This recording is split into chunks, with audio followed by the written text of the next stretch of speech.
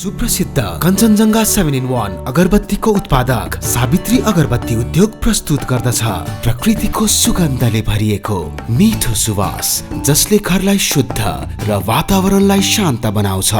ओम सम्रानी कपधूप। दर्शकवृन्द नमस्कार, केन्द्रबिन्दु समाचारमा यहाँहरूलाई स्वागत गर्छु। म मनोज नेउपाने। दर्शकवृन्द, केन्द्रबिन्दु समाचारमा हामी दिनभरिका महत्त्वपूर्ण एवं खोजमूलक समाचारहरू सम्प्रेषण गर्ने गर्छौँ। आजको केन्द्रबिन्दु समाचार सुरु गरौँ प्रमुख शीर्षकहरूबाट। प्रधानमन्त्री केपी शर्मा ओलीद्वारा देशकै पहिलो लिक्विड अक्सिजन प्लान्टको भर्चुअल शिलान्यास। दैनिक 60 मेट्रिक टन उत्पादन हुने। केही सहज बनाउँदै उपत्यकामा थपियो 1 हप्ताका लागि निषेधाज्ञा। खाद्यान्न पसल बिहान 11 बजेसम्म खोल्न पाइने। अनलाइन माध्यमबाट सामान खरिद बिक्रीमा पनि सहज। नेप्से परिसूचकमा आइतबार नयाँ रेकर्ड। 19.5 अर्ब रुपियाँको कारोबार गर्दै अहिलेसम्मकै उच्च रेकर्ड कायम। युरो कप 2020 अन्तर्गत आज पनि 3 खेल हुँदै, जस अन्तर्गत नर्थ मेसेडोनिया पहिलो पटक युरो कपमा डेब्यू गर्दै र म्यानमारमा लोकतन्त्र जोगाउन माग गर्दै G7 को सम्मेलन स्थलमा प्रदर्शन। बोलेर मात्र होइन, काम गरेर देखाउन दबाब दिएको प्रदर्शनकारीहरूको भनाइ। जस्तै परिस्थितिमा पनि होन्डा छ सधैँ तपाईसँगै। त्यसैले अब होन्डा हुनेछ तपाईसँग मात्र 1 रुपियाँको डाउन पेमेन्ट वा 1 रुपियाँको EMI वा 1% इन्ट्रेस्ट रेटमा। थप जानकारीका लागि यी नम्बरमा कल गर्नुहोस् वा माथि दिएको लिङ्क क्लिक गर्नुहोस्। होन्डा छ सधैँ तपाईसँगै।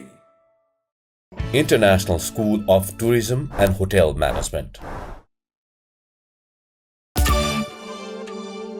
समाचारको सुरुमा कोरोना अपडेट। आइतबार नेपालमा थप 2407 जनामा कोरोना संक्रमण देखिएको छ। स्वास्थ्य तथा जनसङ्ख्या मन्त्रालयले प्रेस ब्रिफिङ मार्फत पछिल्लो 24 घण्टामा 12,406 जनामा नमुना परीक्षण गरिएको पनि जनाएको छ, जसमध्ये काठमाडौँ उपत्यकामा 653 जना सङ्क्रमित थपिएका छन्। देशभर पछिल्लो 24 घण्टामा 3,994 जना कोरोनाबाट निको भएको पनि तथ्याङ्कले देखाएको छ। त्यस्तै 46 जनाको कोरोनाबाट मृत्यु पुष्टि भएको छ। यसैत हालसम्म कोरोनाबाट 8,412 जनाको मृत्यु भएको छ। देशभर हाल 68,955 जना सक्रिय सङ्क्रमित रहेको मन्त्रालयले जनाएको छ, जसमध्ये 5,211 जनाको विभिन्न अस्पतालहरूमा उपचार भइरहेको छ। यीमध्ये 1,100 जनाको सघन कक्षमा उपचार भइरहेको छ। सघन कक्षका मध्ये 347 जना भेन्टिलेटरको सहायतामा छन्। हालसम्म 5,31,105 जना कोरोनाबाट निको भएका छन्। हालसम्म PCR र एन्टिजेन गरी 33,22,554 जनाको नमुना परीक्षण भएको छ, जसमध्ये PCRबाट 32,14,725 जनाको परीक्षण सम्पन्न भएको हो। अब पुरा समाचार। प्रधानमन्त्री केपी शर्मा ओलीले देशकै पहिलो लिक्विड अक्सिजन प्लान्टको आज भर्चुअल माध्यमबाट शिलान्यास गरेका छन्। शिलान्यासपछि कार्यक्रमलाई प्रधानमन्त्री निवास बालुवाटारबाटै सम्बोधन गर्दै उनले कोभिड-19 महामारीको दोस्रो लहर सुरु भएपछि अक्सिजनको तीव्र अभाव बेहोरेको नेपालका लागि प्लान्टको स्थापना असाधारण खुसीको विषय भएको पनि बताएका छन्। अचानक बढेको उच्च माग र महामारीमा अक्सिजन व्यवस्थाका लागि गरिएको प्रयासले उक्त माग धान्न नसकेपछि लिक्विड अक्सिजन प्लान्ट राख्ने निष्कर्षमा सरकार पुगेको प्रधानमन्त्रीको भनाइ छ। हेरौँ पुरा समाचार। प्रधानमन्त्री केपी शर्मा ओलीले देशकै पहिलो लिक्विड अक्सिजन प्लान्टको शिलान्यास गरेका छन्। उनले भर्चुअल रूपमा अक्सिजन प्लान्टको शिलान्यास गरेका हुन्। रूपन्देहीको सिमरहाउमा स्थापना हुने यो प्लान्टबाट प्रतिदिन 60 मेट्रिक टन अक्सिजन उत्पादन हुन्छ। यसबाट 7,000 ठूला सिलिन्डरमा अक्सिजन भर्न सकिने जनाइएको छ। उद्योगी शङ्कर अग्रवालको लगानीमा प्लान्ट बनाउन लागि हो। शिलान्यासपछि कार्यक्रमलाई प्रधानमन्त्री निवास बालुवाटारबाटै सम्बोधन गर्दै उनले कोभिड-19 महामारीको दोस्रो लहर सुरु भएपछि अक्सिजनको तीव्र अभाव बेहोरेको नेपालका लागि प्लान्टको स्थापना असाधारण खुसीको विषय भएको बताए। दोस्रो लहरले हामीलाई 81 अक्सिजनको अभाव, सिलिन्डरको अभाव आदिले ग्रस्त बनायो। त्यति बेला हामीले महँगो मूल्य तिरेर पनि अक्सिजन सिलिन्डर किन्यौँ, प्रधानमन्त्रीले भने। सरकारले देशभित्र अक्सिजनको पर्याप्त उत्पादन गर्ने सोच राख्दै हरेक 100 सयभन्दा बढी अस्पतालले अनिवार्य रूपमा आफैले अक्सिजन प्लान्ट राख्नुपर्ने व्यवस्था समेत ल्याएको प्रधानमन्त्रीले उल्लेख गरे। अक्सिजन प्लान्ट स्थापना र सञ्चालनलाई सफल पार्न सरकारको तर्फबाट भन्सार छुट लगायतका सहयोग गर्न सरकार तयार रहेको पनि प्रधानमन्त्रीले जानकारी दिएका छन्। अक्सिजन प्लान्टको स्थापना र अक्सिजनको उत्पादन पर्याप्त मात्रामा गर्न सकेमा व्यापार घाटा घटाउन समेत सहज हुने प्रधानमन्त्रीको भनाइ थियो। काठमाडौँ उपत्यकामा कोरोना संक्रमण रोकथामका लागि लागू गरिएको निषेधाज्ञाको म्याद थप गर्दै यसलाई केही खुकुलो भने बनाइएको छ। थप एक साता निषेधाज्ञा लम्ब्याइएको छ भने थपिएको निषेधाज्ञा असार 7 गते मध्यरातसम्म रहने भएको छ।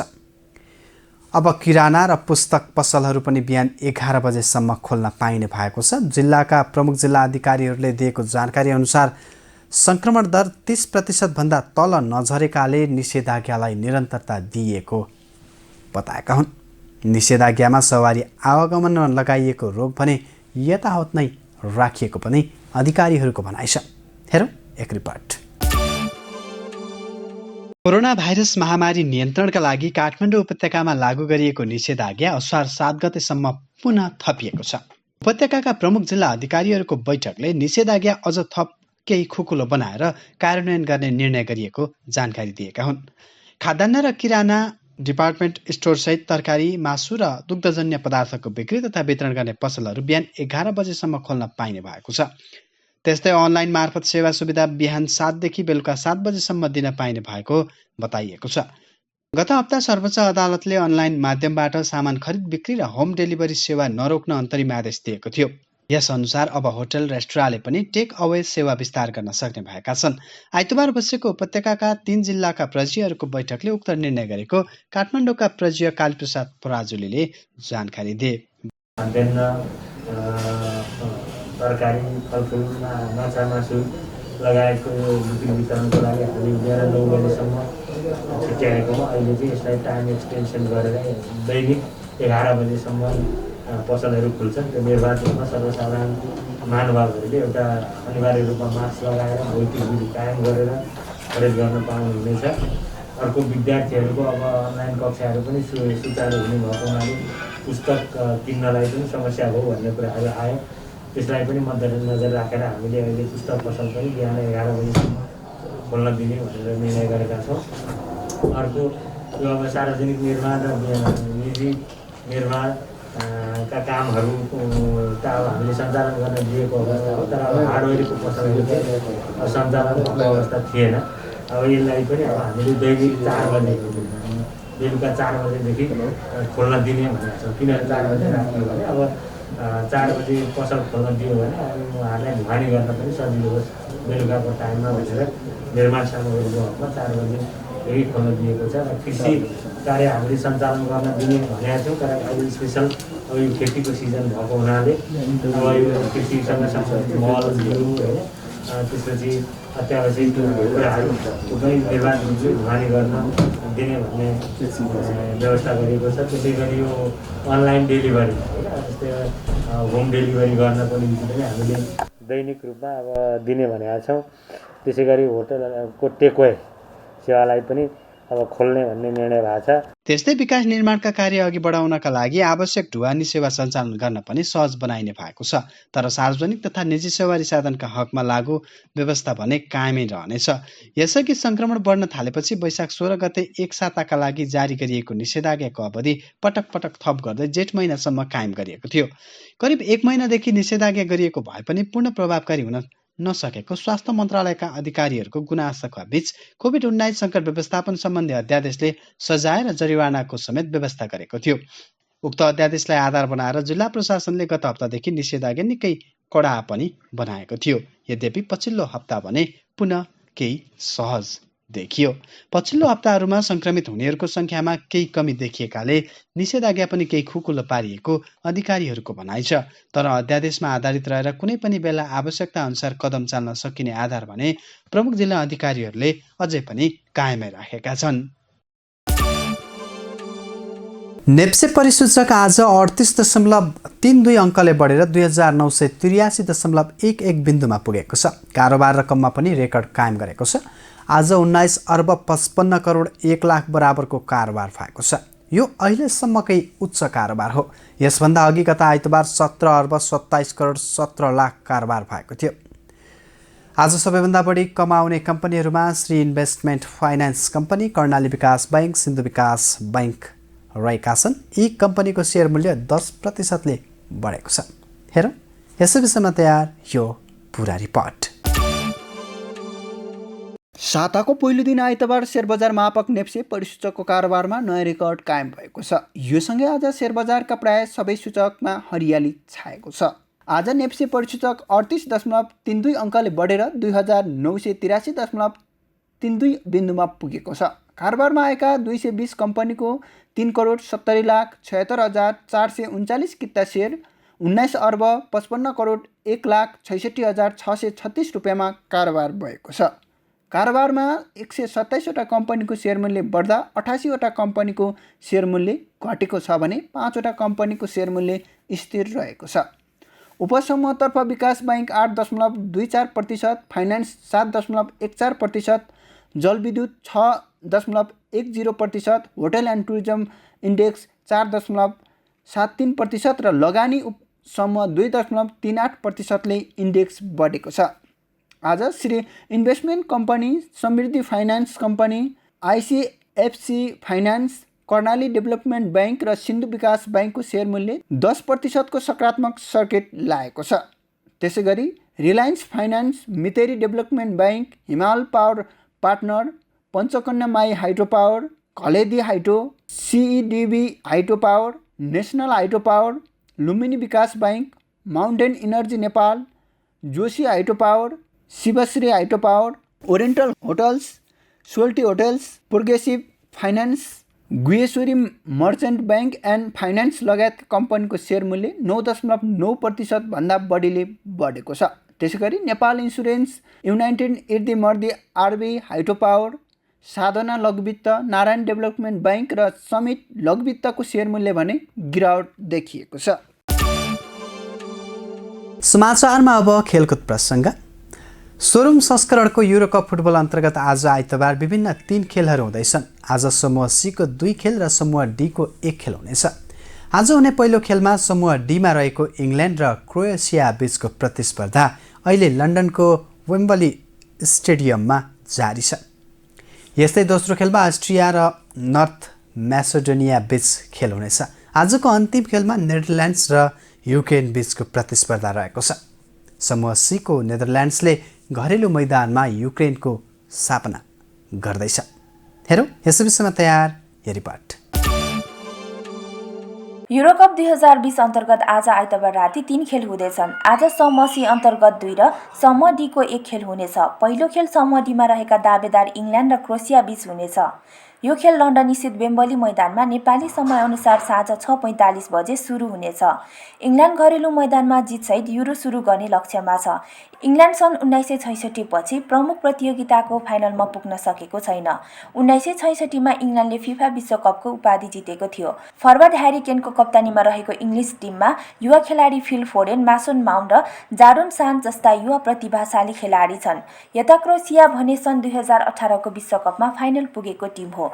लुका मोड्रिकको कप्तानीमा रहेको क्रोएसिया यस युरोमा विश्वकपको प्रदर्शन कायम राख्ने होडमा छ। विश्वकपको सेमी फाइनलमा इङ्ल्यान्डले क्रोएसियासँग खेलेको थियो, जुन खेल क्रोएसियाले 2-1 जितेको थियो। घरेलु मैदानमा इङ्ल्यान्ड त्यो हारको बदला लिन चाहन्छ। यसअघि इङ्ल्यान्ड र क्रोएसिया बीच 10 पटक भेट भएको छ, जसमा इङ्ल्यान्ड 5 खेलमा विजयी भएको छ। 3 खेल क्रोएसियाले जित्दा 2 खेल बराबरीमा सकिएको छ। रुस विश्वकपपछि 2 टोलीले नेसन्स लिगमा 2 खेल खेलेका थिए। पहिलो भेट गोल रहित बराबरीमा सकिएको थियो, तर वेम्बलीमै भएको दोस्रो भेटमा इङ्ल्यान्ड 2-1 विजयी भएको थियो। यस्तै समूह सी अन्तर्गत अस्ट्रिया र नर्थ मेसेडोनिया बीचको खेल नेपाली समयअनुसार राति 9:45 बजे सुरु हुनेछ। खेल रोमानियाको बुखारेस्ट स्थित नेसनल स्टेडियममा हुनेछ। नर्थ मेसेडोनिया पहिलो पटक युरोकपमा डेब्यू गर्दैछ। मेसेडोनिया विशेष गरी युरोकपको यात्रा सुखद बनाउने होडमा छ। यस्तै आज हुने समूह सी अन्तर्गत नै नेदरल्यान्ड र युक्रेन बीचको खेल नेपाली समयअनुसार राति 12:45 बजे सुरु हुनेछ।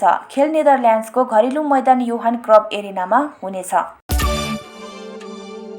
समाचारको अन्त्यमा एउटा विदेश प्रसङ्ग।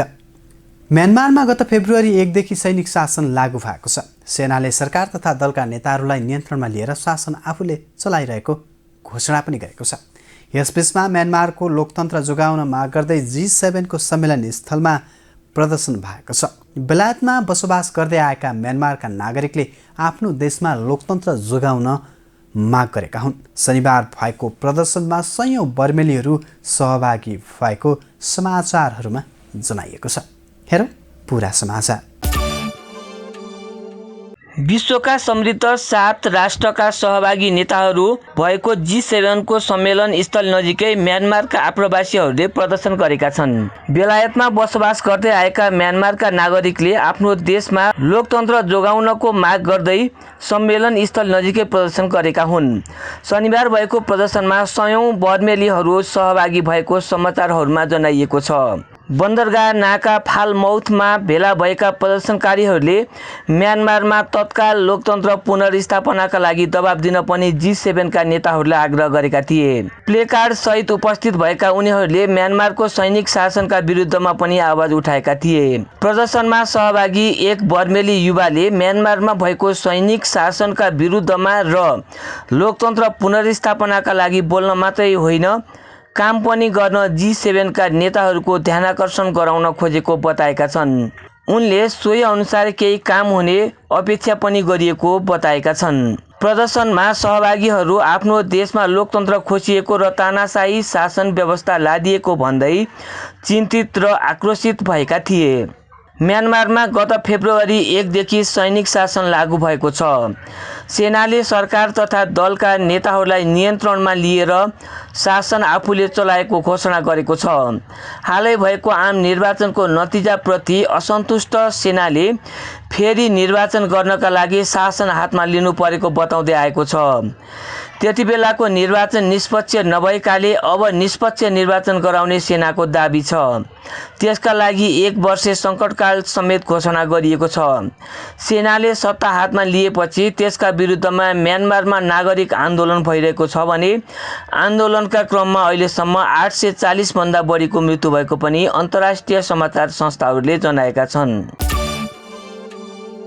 हस्त दर्शकबिन आजका लागि केन्द्रबिन्दु समाचार सकिएको छ। भोलि पुनः यसै समयमा हामी उपस्थित हुने नै छौँ। तबसम्मका लागि बिदा दिनुहोस्। केन्द्रबिन्दु न्युज हेर्दै गर्नुहोला। नमस्कार।